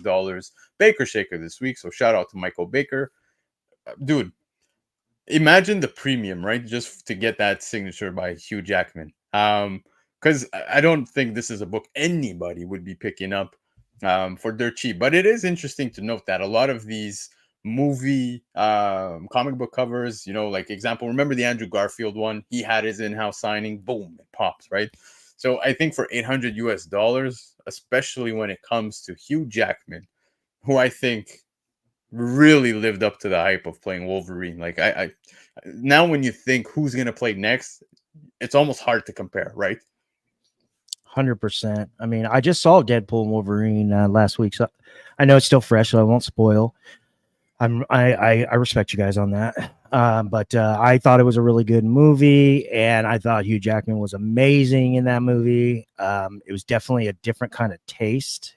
Kind of like it's like having a Slurpee your whole life and getting the new banana or pina colada Slurpee. Like it's like, wow. And that's kind of feeling I had, like, wow, I'm used to this, but I'm not used to this. This is great. Yeah. Didn't like the ending. I did want to mention that this book, at my first thought, of course, Matt DeVoe probably thought the same. His thinking is, I'm like, oh, newsstand. But it looks like cover B, which this cover is. I believe all of them are newsstands. I didn't see any directs of this. So. Yeah. But yeah, I like Covrprice is saying here, and I'm going to assume it's Matt. Oh, yeah. I agree. But yeah, man, actor signatures hold values very well. And especially with such an iconic, actor playing an iconic character, it's just, yeah, I think this is worth every penny. So shout out to whoever bought this. Now, I want to move along because SpongeBob Comics #1. I don't know if you have ever seen this in the wild. And it's very interesting because every time I see it, I tend to think of one particular close friend of mine named Rocksteady Collectibles, because he is the one who always hits me up saying he is looking for these. And I have an LCS that does have some SpongeBob comics. Now, I know that there's very few prints as you go later on, especially into the issues. I don't know if you remember, and I know Covrprice also had it, I think, on their Shakers list not too long ago, where you had the Hulk 340 homage cover. And SpongeBob doing that. I'm calling it an homage cover, even though it's like reverse side. He's holding like a spoon in his fingers or whatever it is. But yeah, man, like SpongeBob comics, dude, they're not as cheap as we think they are. But issue number 1, there's 202 total on the CGC census in a 9.8. CGC 9.8 selling for $360. Some say this is the first comic book appearance. I believe it is, in my humble opinion. So yeah, I think this is a good pickup. Yeah, I love this. Shout out to Newbie Comics and like you were saying, Rocksteady. I mean, they are on these cartoon comics, and I think there is eventually going to be a rush for these. It's not here yet. I mean, there are a lot of collectors, speculators, investors, collectively and respectively, that are looking for books like this, but I think they were onto something when they jumped on those pretty early. Yeah, exactly, man. Couldn't agree more. Yeah, Daniel Torres saying, "Newbie who?" Yeah, we miss you. We miss you, Newbie. But we're gonna move on to this because Marvel Rising number 1. Look, I've said it many times. I'm not the biggest Momoko fan, but the 1 in 25 incentive by Momoko for Marvel Rising is actually really neat. I like this. CGC 9.8 selling for $450. Again, a Baker Shaker. You also said it earlier in the show. You're not the biggest fan when it comes to Momoko, right? Well, I do like Momoko. I am a Momoko fan. I'm just a little burned out on her. Like I was saying, if you guys remember, between 2018 and 2019, there was a JSC burnout. Yeah. And it's very similar in the sense, but JSC had a really nice bounce back and now is back in good graces with speculators, collectors alike, from a sought after point of view. I think Momoko kind of is going through the same thing, but I think she might be at the tail end of that, because I've been seeing a lot of new covers of hers that have just completely are looking better and better. When it comes to this one, this is the 1 in 25 for Marvel Rising. This is no secret to anybody. She does these collage variants very well. Incredible. And there is one that I am pulling up right now. I wanted to bring to your attention. It's no secret to anybody, and it's not like it's going to be a rare book, but the Champions Outlaw number 1 in 50 was a winner as well. It's very similar to this one. It's a kind of a collage, but instead of the what are those diamonds or triangles, she uses strips, and you get like a half face of Miles, half face of Sam Alexander, half face of Kamala Khan, so on and so forth. So I would keep your eye on that if you like this. Yeah, I know exactly which one you're talking about. The new Champions. It was like all straight down, right? So like the lines dividing each character was like a straight line going down. And yeah, that was a very neat cover as well. So I agree with you when it comes to these styles of covers. Momoko does kill it. So I pulled it up just in case. Oh, okay, there you go. It's there. So here we'll put it and show you guys. Yeah, this is exactly the one I was thinking about. So it's a gorgeous cover. Gorgeous cover. I love it. But I still think this one is slightly better. Slightly better. But all right, let's move on because I want to show you guys this as well. Marvel Tales number 1. This is a Canadian price variant. CGC 9.8 selling for $850. But hold the phone. Now, I got lazy. I didn't change the actual photo, but you would see a 60 center, right? Canadian price variant. You see it there, 75 center on the cover. The Mark Jewelers insert on a 60 center. CGC 9.8, $1,630. Look at that price difference between a Canadian price variant. It doubles when you get to the Mark Jewelers. And what's even funnier is if you go direct copy, dude, you can literally pick up this Marvel Tales number 1 for not even $200 Canadian. Yeah, but us Canadian price variant and Mark Jeweler insert edition, along with National Diamonds insert edition hunters, we like to see stuff like this. Of course. Because especially for, to gain equity in our own inventory of Canadian price variants or Mark Jewelers. What I've read, I mean, I've heard different approaches, but just to give you guys an idea of what I've read based on my due diligence. So when the Canadian price variants were going on, they estimated basically about 5% of the Canadian price variants were of the print run. And then there's an additional 5% that were the Mark Jewelers that went to the bases. So these soldiers could order, jewelry for their loved ones, during the holidays. Yep. So there's, it's legit. But here's the key: is high grade. High grade is the key. Yep. So exactly, man, and you can see just how sought out after these are, especially when it comes to the prices. You see it in full reflection there. How important in these high grades. Look at the price, man. It's insane. But I always like highlighting first Silver Age appearances when it comes to DC Comics. And here you've got Superman's girlfriend, Lois Lane, issue 70.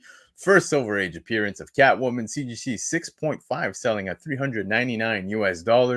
Baker Shaker, and I gotta say, man, DC keys just in general, every week I say it that they're undervalued, but those first Silver Age are always good alternatives. Now, obviously, the first actual appearances are way above the majority of us, budgets.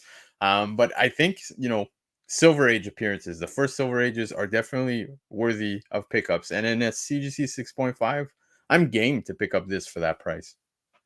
100%. I like this play as well.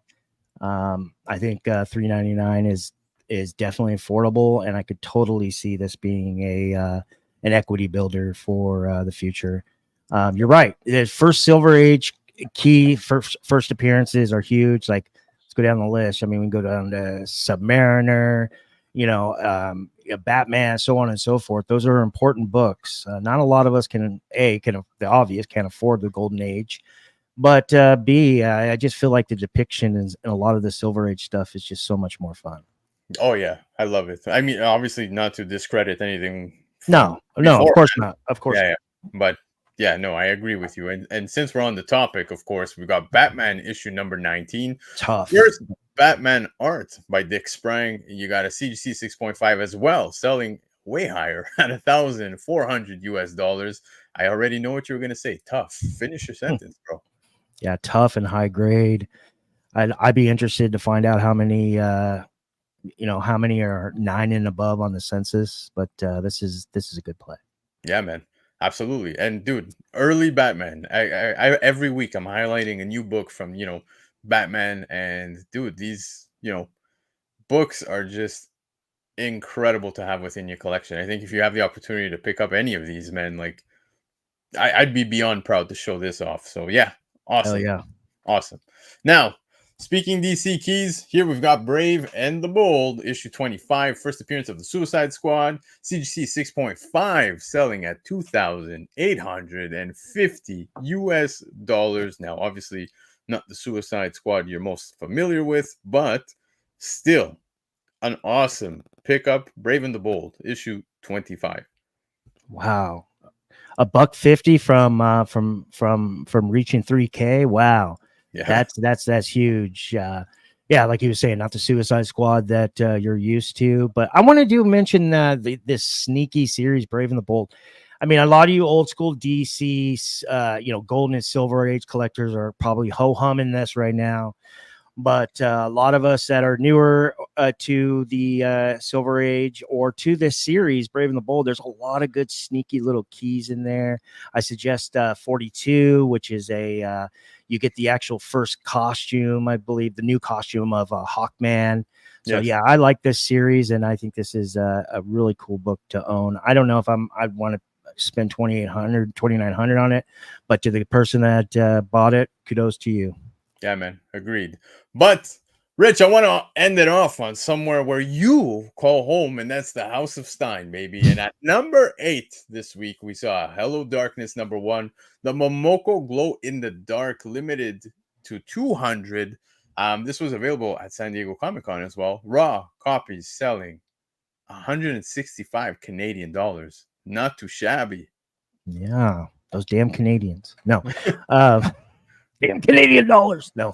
Yeah, I had to leave the show early Friday, so I apologize. You guys know my dog is in his last days, and I care about him a lot, so my bad.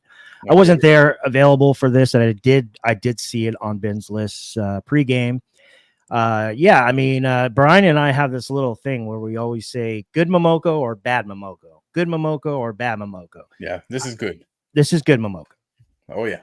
I think Momoko killed it, and I agree with Steve from Team Nerd Herd saying, "Love this cover. Her horror always kills." And yeah, again, even though I am not the biggest fan of Momoko, I give credit where credit's due, and she slayed it literally on this cover, man. So shout out to Momoko, shout out to House of Stein, shout out to Rich for obviously going through the market report with me. But now we're gonna get into the final segment of the show, my friend. We're gonna get into the hot topics of the week, and boy, oh boy, was there ever some drama this week, bro.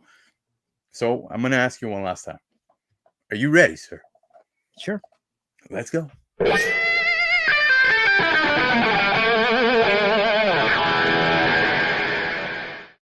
Hey, boys and girls, it's the hot topics of the week. And like I said, there was a lot of drama, but not just in the YouTube world, man. And I'm not going to start, talking about the sticky goose stuff or, Gemmint doing his thing or whatever it is.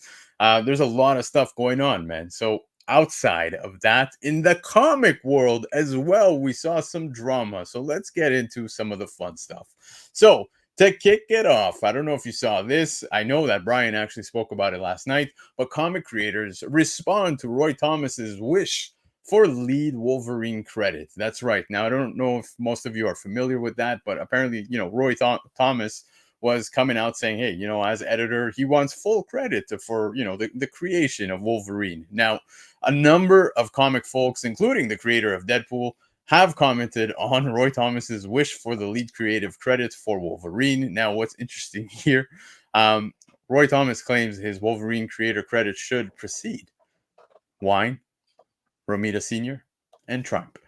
Deadpool creators and other comics veterans voiced strong reactions to Thomas's statement. That's right, man. So they came out and they were dropping statement after statement. Look at this, man. Liefeld going, he went into it. He said, for 49 years, I can say that I was friends with the Wolverine creators, Len Wein, Herb Trimpe. I met and admired another on the Wolverine creator chain, John Romita Sr. They are all passed away, no longer with us. At this point, I have to believe that the counsel being given to the former editor-in-chief is terribly compromised, whoever that may be. In my honest opinion, someone should have thrown themselves in front of this article before it was sent. Now, it's funny because you look at some other ones. Dude, David Macho. Seriously, shut up, Roy. Shut up. And yeah, you got Sterling Gates saying disgusting, utterly disgusting. Mark Waid killed me when I read this. He's like straight up fucking pathetic. Dude, Sinkowitz, did you read that when he said, when shitting the bed ceases to be an unfortunate facet of flawed humanity and hubris, and instead threatens to overshadow one's entire legacy? Dude, they all went to town on him. And I'm curious to know, obviously, what do you think about this situation? Well, the Bill Sienkiewicz comment goes exactly with Bill Sienkiewicz, Sinkowitz, as you call him, based on his covers as well. You got to read into that and keep reading into it. He's just so artistic with everything he says. I think he was kind of trying to ride that line with his own little personality. Yeah. But I think it's pretty. Here's where I stand. There's a couple things I wanted to talk about on this one. So the first thing is when all the other creators are not around to back themselves up, right? But their stuff is still available. It's still a trademark, right? So there's got to be a camp that is controlling that. So I think that if that's Marvel Comics, then that's too bad. But if there's a camp that is controlling the co-creators like Herb Trimpe, they should be the ones responding.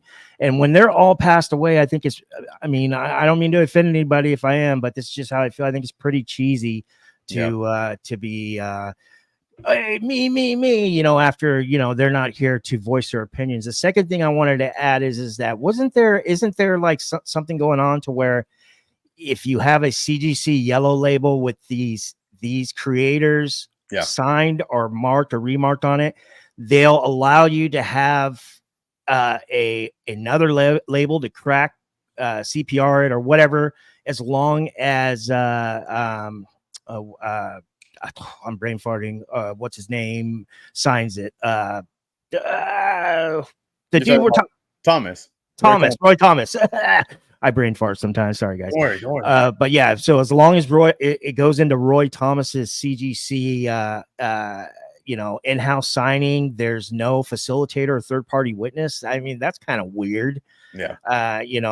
So basically, we're going to bend the rules for this guy, which he's great. Don't get me wrong, but yeah, I just think that was weird. So there's two parts of this that are drama worthy. Yeah, exactly. And dude, you nailed everything on the head. I just think it's so strange, kind of, how majority of these people aren't even here to defend themselves, and this is, and that's what, exactly, and that's what I want to hear, because these guys aren't here to defend themselves, but they're a trademark, and they have stuff that's selling. That money is going somewhere that's connected to them, so somebody has to be overseeing that. Whether it be a trustee, a family member, or whatever, they need to come out as a representative and respond to this. That's agreed, man. I couldn't agree more. And I think it's rather strange. And he's gone balls to the wall with this one. Like, he's not getting the foot off the gas. So yeah, I found this pretty interesting. But we'll talk a little bit about some other non-drama related news. But Jonathan Majors, we got a little bit of an update regarding him, and he says that he's heartbroken that Robert Downey Jr.'s Doctor Doom is replacing Kang in the next Avengers movie. Now, I know people feel a certain way when it comes to Jonathan Majors. You saw the fallout on how everything transpired, whether you were on his side or not, whatever it may be. You can't help but kind of feel bad for the guy with how they built up Kang within the MCU. I know some people were not too fond of it, but I was hoping to see a little more Kang.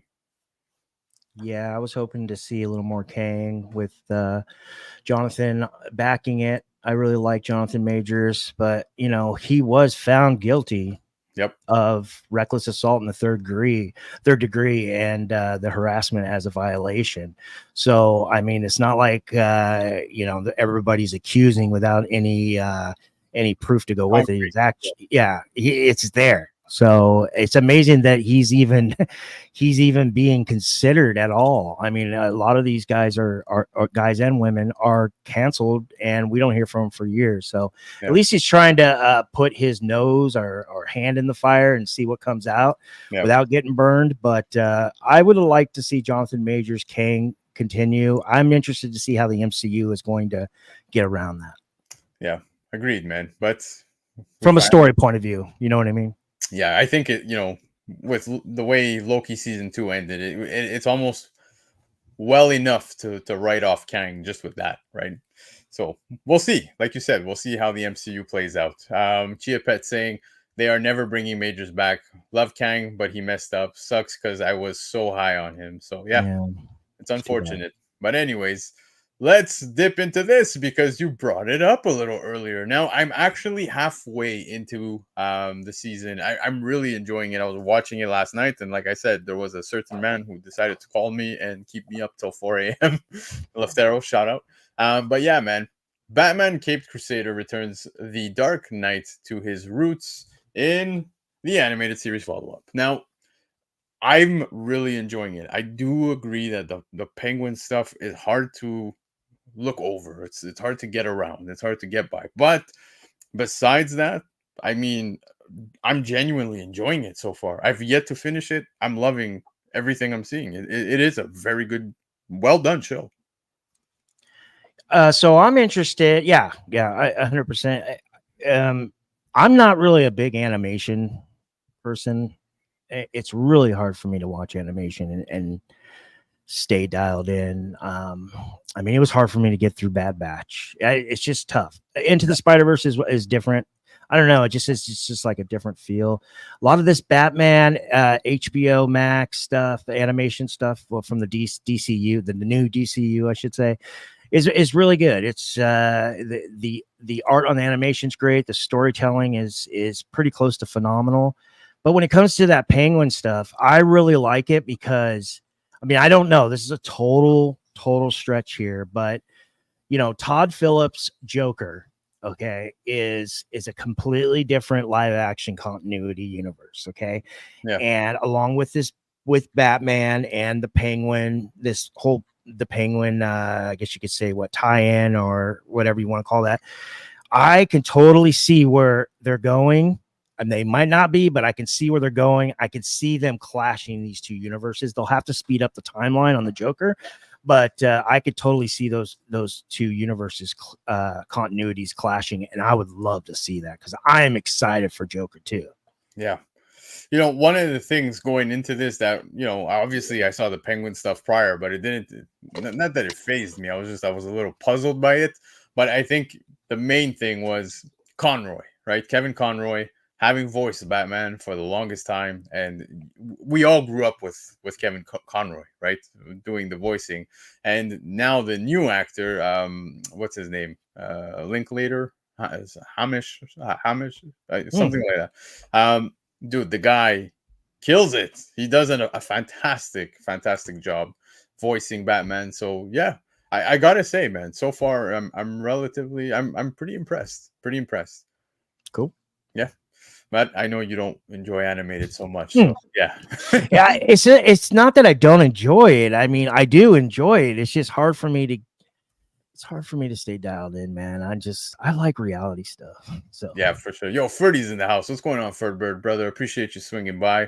But yeah, man, we'll move on from the animated stuff and we'll get into a little more news because, guys, this weekend we just finished San Diego Comic-Con, but D-23 is coming up, man. So yeah, with D23 coming up, rumors have been swirling that the MCU will set aside its theatrical slate for D23 this year, and I'm not surprised, provided that we were pretty spoiled at San Diego Comic-Con.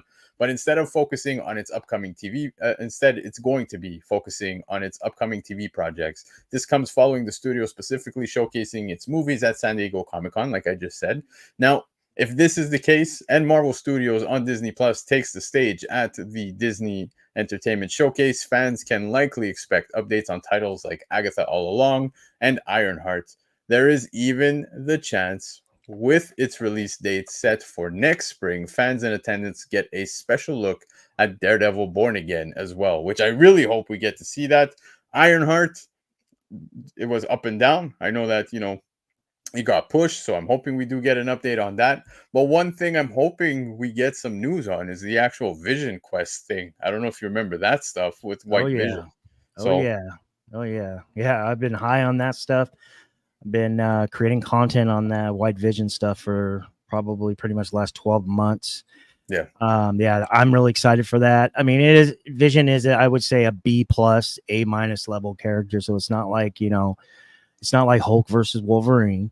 But it's legit, and I brought up my Twitter, so I wanted to bring this to the forefront. So Alex Perez is a scooper / insider who has a pretty respectable record. If you go into Marvel Super Spoilers Reddit, a subreddit, yeah, they have a really good tier there. They track all these scoops, all these tweets from all these scoopers, insiders, and they find out which one come to. They have a success rate for these guys, okay?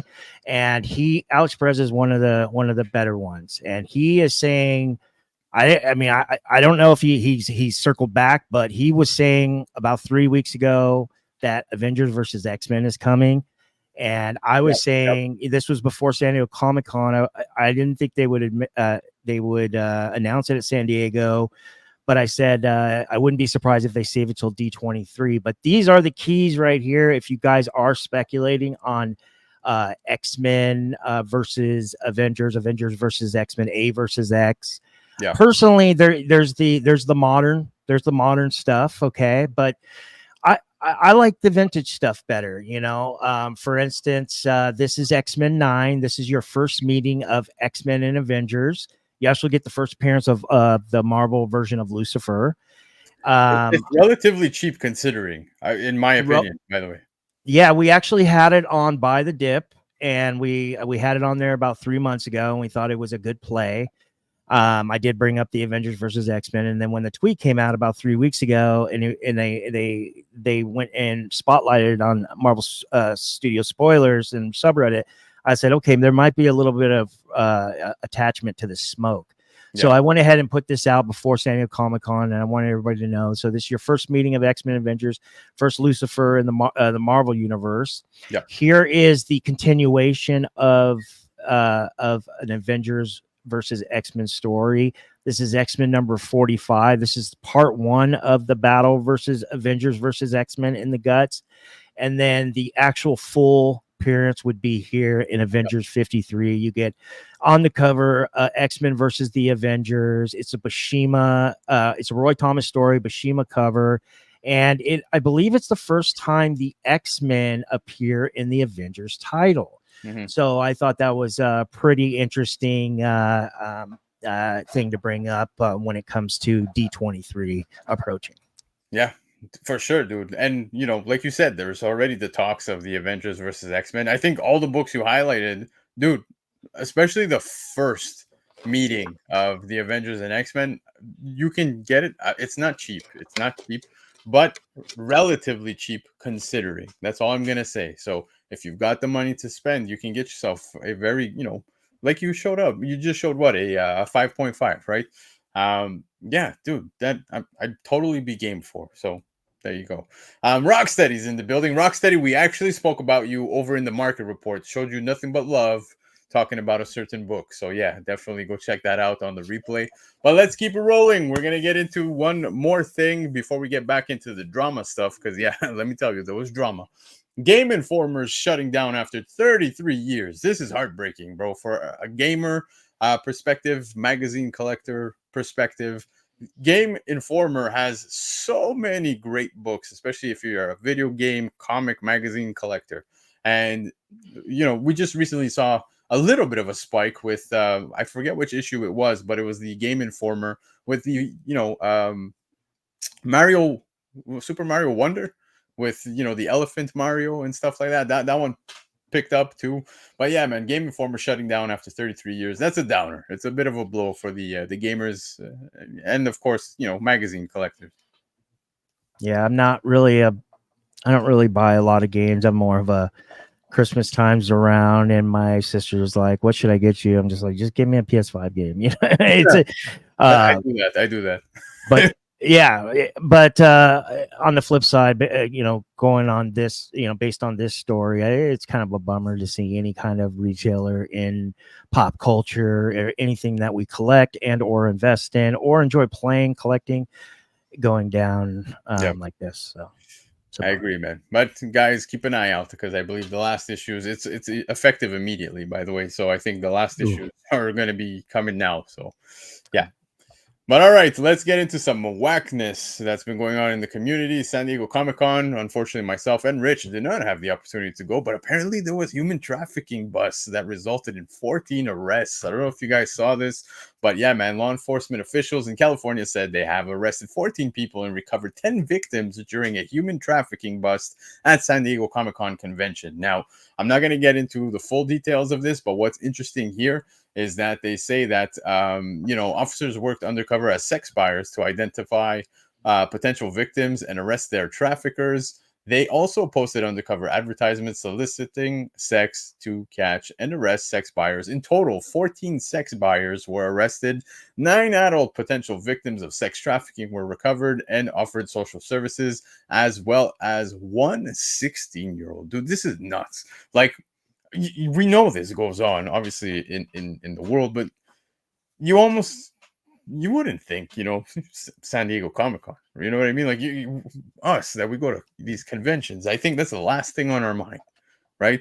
And here it is making the big media all around. This is nuts. I think this is very sad, to be honest. This doesn't surprise me, I'll be honest with you. Sex workers have I would say flourished since the pandemic. It's unfortunate that we have these evil people in the world that are literally kidnapping or misleading or whatever, soliciting children. It just makes me sick. Yeah, it's disgusting, dude. Absolutely disgusting. I was scrolling and I was seeing this all over my timeline on Instagram. I'm like, what in the hell is going on? Like San Diego Comic-Con, you know what I mean? Like, this is terrible to even see such a thing taking place. So I was bummed out to find this out, but kind of like you said, you know, this is not something that is not unpopular. You know what I mean? Like it's common, unfortunately, in our world, and it just goes to show you that even in our little escape of comic books, this exists, and it's very unfortunate to see that. So yeah, No. but I mean, I have a bunch of jokes in my mind, but I'll just keep quiet on there. The one-liners. This is a pretty serious topic, to be honest yeah, with you, and it's a problem right now in the U.S., all over the world. These cartels, organized crime, they they use their simple logic and said, hey man, we can make a lot of money with people, yeah. and unfortunately they're using people in the most horrific ways. So Yeah, the number to too me was bad. actually quite impressive. 14, you know what I mean? Like that's pretty intense to see how many people Yeah, got it's really got really busted. gross. Yeah, I agree, Ferg. Shit is weird. And I agree with all of you saying it's disgusting, totally disgusting. So yeah. But we're gonna keep it rolling because there's been some very interesting things going on in the community and of course within the hobby. So CGC loses defamation case hit with 10 million in damages. That's right, guys. The comic book restoration company claimed CGC had harmed its reputation. Now, certified grading guarantee company, so obviously CGC, a leading grader in the world of comic books, lost an 8-year-long defamation case this week as a Philadelphia jury assessed 10 million in total damages against the company. Now, the jury found that a CGC employee had knowingly defamed investment grade books, a comic book restoring business. Plaintiffs, Matt, now you know exactly which Matt I'm talking about, right? Talking about Matt from CGC and Emily Myers of Matt Nelson. Matt Nelson. IGB were oh no, sorry, not Matt Nelson. Matt Nelson wasn't awarded, Oh, but okay. Matt Nelson's involved in this. We're going to get to that. Were awarded 5 million in reputational and economic damages and 5 million in punitive damages. We are disappointed by the latest development in the nearly decade-old case, and we will be filing an appeal. CGC President Max Spiegel said in a statement. Now, this is pretty big. In My my first time opinion. hearing about this. I didn't know about this. Yeah, so sorry. We'll get to that one after. What's going on? My computer's like acting stupid. But anyways, the Myers sent their restored comic books to CGC for grading, according to testimony in the case. So what happens here, just so you guys have a better understanding, is there is a restoring company that is just so good at restoring books. And they were sending books to CGC for clients and so forth. So they would be restoring and bumping grades from a certain low grade and hitting super high grades after restoration. Now, what it is They weren't do, catching it. They weren't catching the restoration. Is no, that what you're they were catching it, but they were doing such work that I guess maybe CGC wasn't even familiar or able to identify what kind of work is being done. Now, Gotcha. CGC apparently, look, lead CGC grader Matthew Nelson publicly questioned in an online forum how far IGB had gone in its restorations by asserting fraud, the lawsuit claimed. So he was pretty much, he came out saying like he thinks there's some kind of, something fraudulent going on. The Myers believed that their submissions received subpar grades and filed for defamation. The couple also asserted their company had lost future business due to the questions of fraud. CGC asserted Nelson spoke for himself and not the company. So CGC doing that's pretty big. The jury disagreed and ruled in the Myers' favor. The Myers did not immediately respond to a request for comment. So you grasp pretty much the entire story here, right? The restoration company, this guy coming out saying, there's probably something fraudulent going on or whatever it may be. And it hurt the business. It hurt the business for X amount of time. And now they sued. This was an 8-year case and they, CGC lost as a defamation case. $10 million is not chump change. And I'm curious because now Matt Nelson coming out saying, CGC is saying, Matt Nelson spoke for himself and not the company. I'm sure he's in the doghouse. So they're upset because they sent upfront knowing restored books. So they got their purple or green label and got much lower grades than what they expected. Right? That's what this is about, right? So normally the restoration company was just so good at doing what they were doing, right? And then after this guy Matt Nelson saying, pretty much it was fraudulent, what they were doing, it kind of hurt their reputation, and it just took away business from them. And then they felt that grades were purposely coming back lower than anticipated. Oh, okay. After the statement. Yeah, I see what you're saying. So they're basically saying that they knew, they weren't happy about it, and they give us shit grades for it. Yeah. I mean, that's a lot of speculation. I don't know how you prove that in court. They actually won their case too. That's crazy. Yeah. Now, a few things I want to bring up here. Yes, Thorough went into a very good deep dive, man, and I encourage everybody to watch it. In fact, so did Swaggle. I think those two were probably my favorites that took a deep dive. And of course, Brian McClay too, man. Brian did his thing, diving deep into this one. But I think this is insane, dude. $10 million is not chump change. Like I said, this definitely hurts. Puts a dent in it. I kind of like what Daniel Torre said here, saying not to worry, you CGC customers will be paying this bill. But yeah, man, I think again in 2024, CGC's had a pretty rough time. Yeah, it's been rough for them. Yeah, from those Mark Jeweler, to a new grading scale after everybody submitted and wasted all that money to try to get 9.8s on moderns. Now, there's just so much. Yeah. It's like a snowball effect. Yeah. And Derek saying, yep, Nelson was defaming them on CGC boards. So there you go, hurting their reputation. And of course they have proof with, whatever he was saying within the boards and so forth. So yeah, again, a very rough year for CGC so far in 2024, man. And we'll see what happens now with PSA entering the chat, right? Derek saying the defamation part is because they essentially got blacklisted from selling their books on Heritage, My Comic Shop, etc. Because of what Matt said. So yes, there's that big important aspect to the story as well. Yeah, that's big. Yeah, man. It just the comments and everything it royally fucked up. Realistically, if we're gonna speak honestly, that's pretty much what happened. We're not talking about NYX3s here. We're talking about probably big you're talking Batman 1, you're talking all of that Detective Comics, blue chips. Yeah. Like they apparently were putting on incredible work when it comes to these restorations. So yeah, pretty interesting. But I want to talk about this, and dude, I think we're gonna actually end off on this because this actually pissed me off seeing this.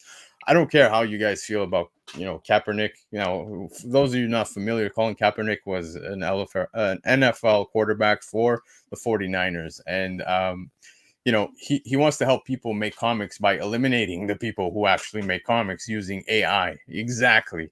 That was the perfect headline when I read it, because before launching Lumi, a company that leverages advanced AI technology to make comics, Kaepernick was made aware of comic artists' misgivings.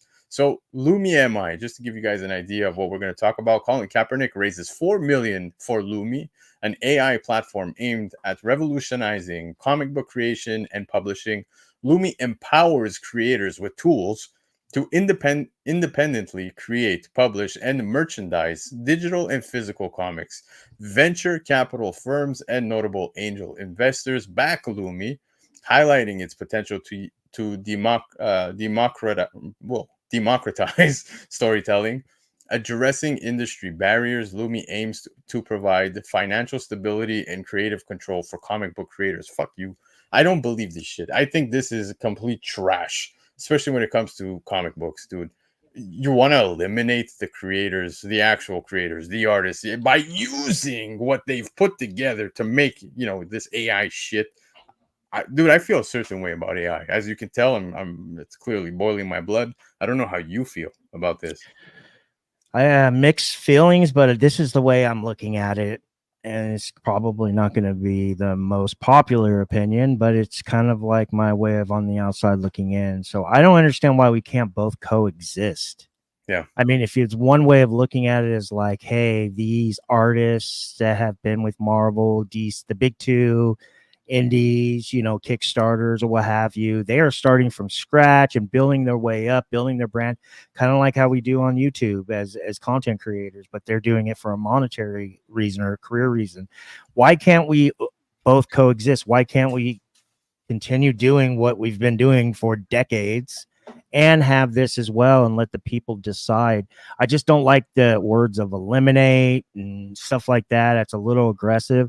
I do like the fact that he is creating something that is creating jobs. Okay. Even though it's not Roy Thomas and Steve Ditko and Alex Ross, you know, it's AI artists or vice versa. I just don't see why we both can't coexist, and let's just let the people decide. Yeah, I get what you're saying by all of that, Rich, and I'm not disagreeing with you. Like, to a certain degree, I'm fine with that. But like, go to the point now of like, I know the term eliminate you might find a little bit aggressive, but in reality, literally anybody can now create a comic book by using AI. So, you know, art styles will be stolen from these artists that, you know, this has been their bread and butter. So in reality, when it comes time to make a comic, do we even need these people, right? No, And that's true. That's true. although we create jobs, we eliminate on the other end. And I think the originality, the creativeness, all of that fun stuff also gets eliminated. That stuff we thrive for in comic books gets fully eliminated. So, you know, like I said, I'm not the biggest Momoko fan, but let's take Momoko because she's a standout artist, in my opinion. She is somebody where you can see her comic and you know automatically that's a Momoko cover, right? Now, if anybody can basically make a comic with Momoko style art, what the fuck do we need Momoko for, right? Right. All right. No, that's true. That's a good point. I just think there needs to be more oversight over all this stuff, especially when it comes to creators getting their stuff either swiped or stolen.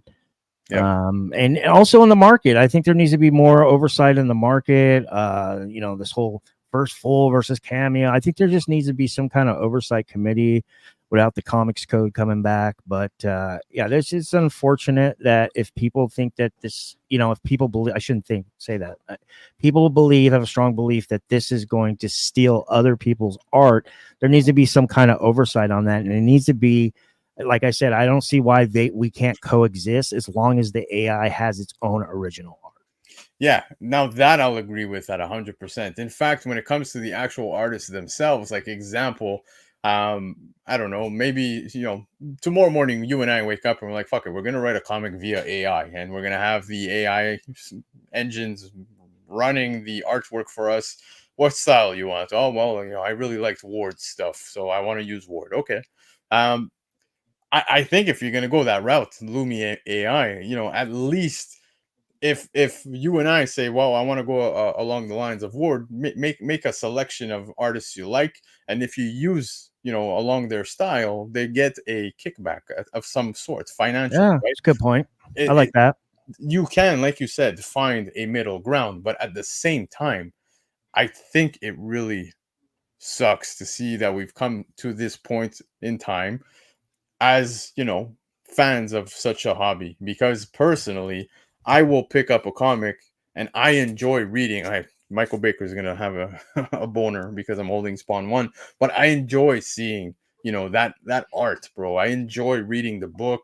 These guys are putting so much behind putting comics together, and now we have it, you know, at the tip of our fingers technically, and it's fucked. Well, this is basically beta testing for a lot of AI, right? I mean, it's not really technically, but for lack of a better term, we're still kind of just like getting this stuff. They're just still testing stuff out. I think the FCC needs to get together with some kind of federal oversight committee, and they need to come up with a software that like a firewall that block anything that AI creates that ends up being somebody else's from the comics. It needs to catch it and not let them do it. I mean, I'm not a software engineer. I know I sound very layman when I say this, but in my words, that's what needs to happen, or there needs to be some kind of oversight on this, even if it's just by people, because how will you even know if an AI takes the background pencils of, let's say, Strange Tales 126 First Clea, you know, and they come out, you know, they just use the background but they change the colors and put a bunch of Momoko style in front of it. There needs to be something that catches that, if that's kind of like the path we're on right now, and a lot of comic actual tangible comic collectors like you and I and the people in the chat are afraid of or don't want. There needs to be some kind of blockage of that stuff. Yeah.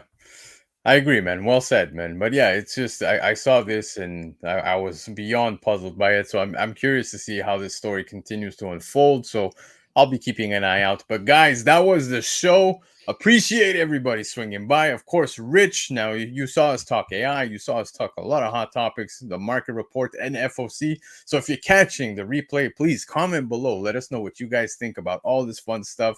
But I want to shout out Rich. I want to give Rich a big, big thank you for swinging by and hanging out tonight, because we just had the opportunity to do Buy the Dip for the first time together, and I had an absolute fucking blast having you on tonight. So Rich, I hope this is just the beginning of many more. Yeah, I really appreciate that. To be honest with you, I wasn't sure if I was going to make it because of everything I have going on, but I'm glad I made it. And I really do appreciate you coming on the show. I'd like to have you more often. I want to get Left and Universe X up here on the screen. We want to see those handsome faces and hear those deep voices talk spec all day. I could just go all day about it. But I do have, if you guys are new or to the show right now, you're just coming up. I do, and I'm not familiar. I do have a YouTube channel. It is called SPEC Media, and I do basically very similar stuff to what Lando does over here, what Left does, but my own twist on it. And I have a partner. His name's Aaron Yee. You guys probably recognize him from Beyond Wednesdays or House of Stein Hot 10. Yeezy Yee. Yeah, man. Yeah, we do deep dives, misconceptions. It's all about healthy debate. We're not about trying to prove anybody wrong, call anybody out. It's just all about healthy debate and good content, letting people know books that we know that they know about that they might not. And then also I do card breaks. Like, for instance, here's a baseball card break I'm doing. I try to put every time I hit one that's worth it, I put in like some kind of overlay explaining what the card is, like it's a super short print, and I put estimated values on each time I pull a hit of that day, so people can kind of see what they want if they want to get into cards, because I would say over 90% of my subscribers are comic snobs. That's how I used to totally be. I used to be a total comic snob. And then when I became friends with Brian in 2020, I opened my mind up to cards, and now I do both equally, and I love it. So I really appreciate you having me on the show, and subscribe to SPEC Media, House of Stein, and Beyond Wednesdays. Hell yeah, man. Well said, bro. Subscribe to all three because it's absolutely the best. Before I go, I got to address this because AOA saying my name's Landon. It's not, bro. In fact, my real name, guys, is Jolando. Nobody knows that until right now. But no, I knew it. It's as Italian as it gets. So Lando is pretty much the short term what everybody's given me, starting with Covrprice, to be honest with you. So yeah, Rich definitely has some great talent. Dude, I cannot stress it enough. Chat, those of you catching the replay, go subscribe. Show some love to SPEC Media. Go visit the YouTube channel. All that stuff is also available in my description of the video. Rich, thank you again. Everybody else, I will see you this Thursday over on Covrprice's Shakers. Have yourselves a great rest of the week. Adios.